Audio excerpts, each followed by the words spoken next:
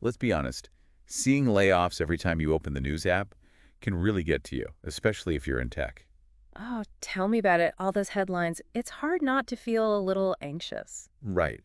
But instead of letting that anxiety take over, we're diving into some really practical advice on how to fortify your career. Like, what can we actually do to feel more in control? It's about shifting that mindset from feeling powerless to feeling empowered. Love that. And we've got the perfect guide for this. It's written by a tech lead who's been in the industry for over 20 years, someone who's seen it all, the good, the bad, and everything in between.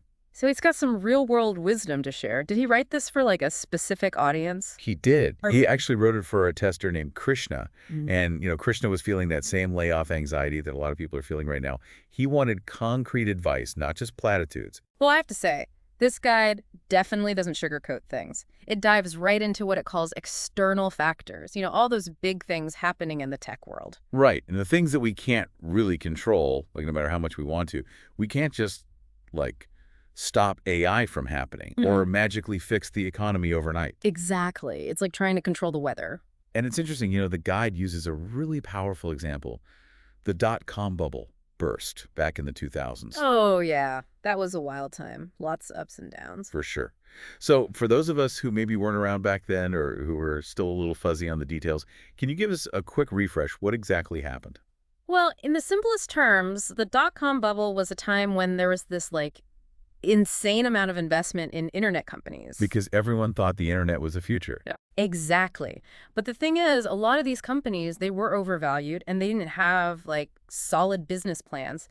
So eventually the bubble burst. And it wasn't pretty. No, not at all. Thousands of people lost their jobs, companies shut down. It was a really turbulent time in the tech industry. So how does that relate to what's happening right now? I mean, are we headed for another dot-com crash? Well, it's tough to say for sure. History doesn't repeat itself exactly, right? But are there some parallels? Absolutely. We've seen the incredibly fast rise of certain technologies, lots of competition for talent, and of course, the economic uncertainty. It's a reminder that the tech world is always evolving. So what's the takeaway here? We've got all these external factors swirling around us. How do we deal with them in a healthy way? The guide makes a really important point. It's not about ignoring these external factors or obsessing over them. Neither of those is going to help. It's about accepting that change is a constant in tech. Okay, so accept that things are going to be a little crazy sometimes. Easier said than done, right? Oh, for sure. But here's the thing. Instead of focusing on what we can't control, let's focus on what we can. I'm listening. Give me the good stuff. What can we control? Your skills, your knowledge, your ability to adapt and learn in the face of all this external change, those things are your superpower. Okay, I like where this is going. So how do we start building up that superpower? What are the practical steps we can take? Skills, knowledge, adaptability. That sounds a lot more actionable than just refreshing my LinkedIn profile every 5 minutes. Way more useful. And, we often talk about these things separately, like hard skills versus soft skills. Oh yeah, like they're two completely different species. Right. But this guide is all about how they work together. Think of it this way. Your technical skills are like the engine of your career, but those soft skills, those are your navigation system. And you need both to get where you want to go.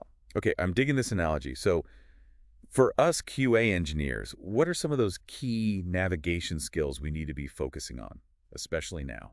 Well, this guide really zeroes in on communication as a superpower. Communication. That makes sense. Yeah. You're not just testing software.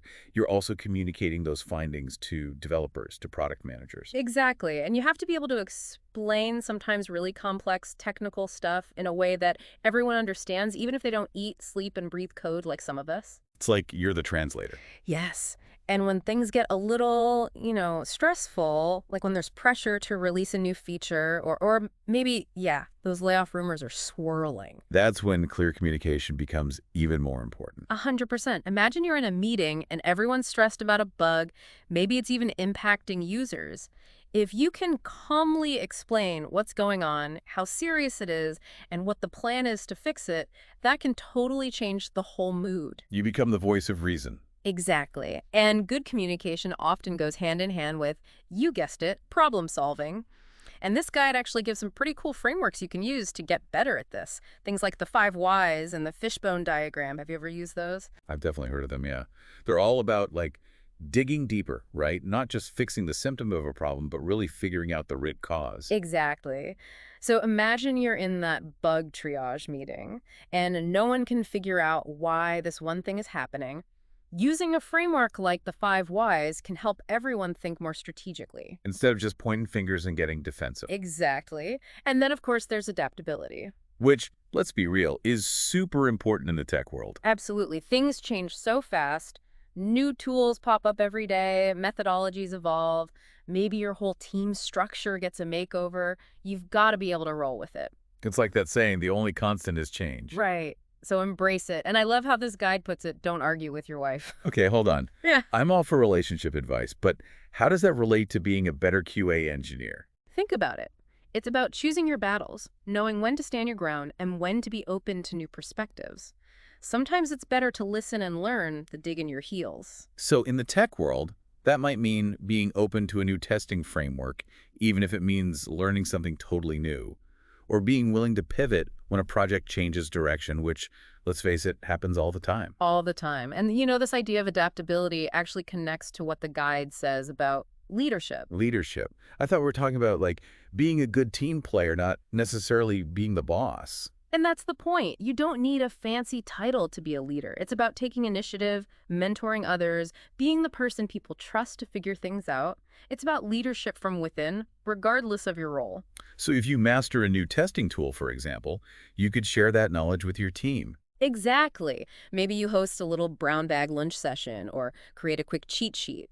By doing that, you're not just showing off your skills, you're lifting up the whole team. You're being a leader. Okay, I'm convinced.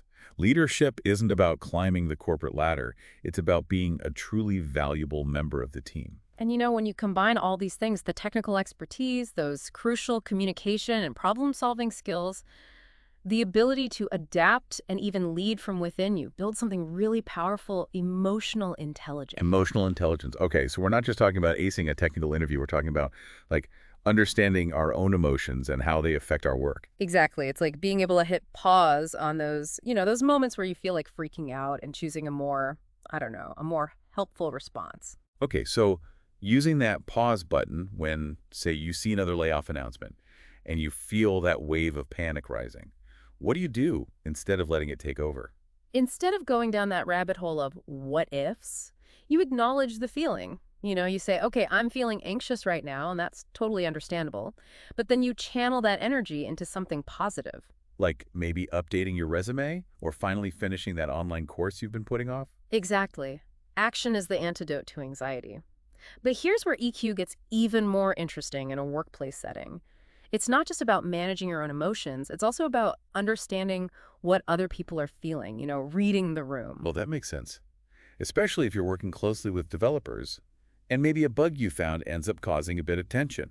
Exactly. Like, let's say a developer is really stressed about meeting a deadline and then, bam, you find this critical bug in their code. High EQ means you can approach that conversation with empathy and understanding. Instead of just like, hey, your code has issues. Exactly. You can say something like, hey, I know you're under a lot of pressure right now, but I found this bug and I wanted to flag it for you as soon as possible so we can figure out the best way to address it together. You're not just pointing out problems, you're offering solutions. And you're doing it in a way that strengthens the relationship, not creates more tension. Exactly. And that's what makes EQ so powerful. Especially in times of uncertainty, companies want people who can stay calm under pressure, communicate effectively, build strong relationships. It's about being the glue that holds the team together. Okay, wow. We covered so much in this deep dive: technical skills, soft skills, emotional intelligence. If you're feeling a little overwhelmed right now, that's totally normal. But remember that analogy from the guide. You are the CEO of your career. You are in control.